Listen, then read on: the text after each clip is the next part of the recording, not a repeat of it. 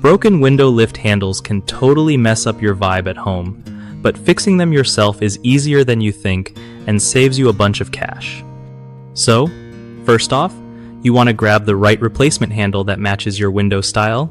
Check the model number if you can find it.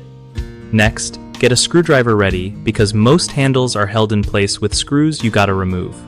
When you take off the broken handle, be gentle so you don't damage the window frame or the mechanism inside.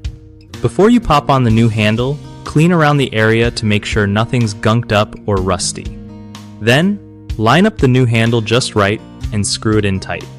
But don't overdo it or you could strip the screws.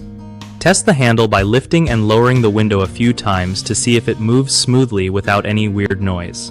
If it feels stuck or loose, double check the screws and make sure everything is aligned properly. Doing this yourself means no waiting on a repair guy and no surprise fees, which is always a win. One of the biggest issues with broken window lift handles is buying the wrong size or style, which just won't fit right.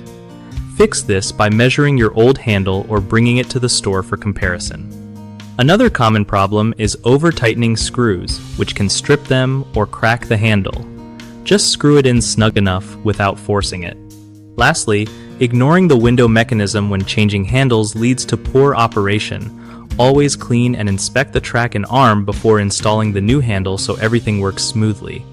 BigHomeProjects.com is super helpful because it connects homeowners with trusted local contractors who can tackle any home fix-ups like window repairs.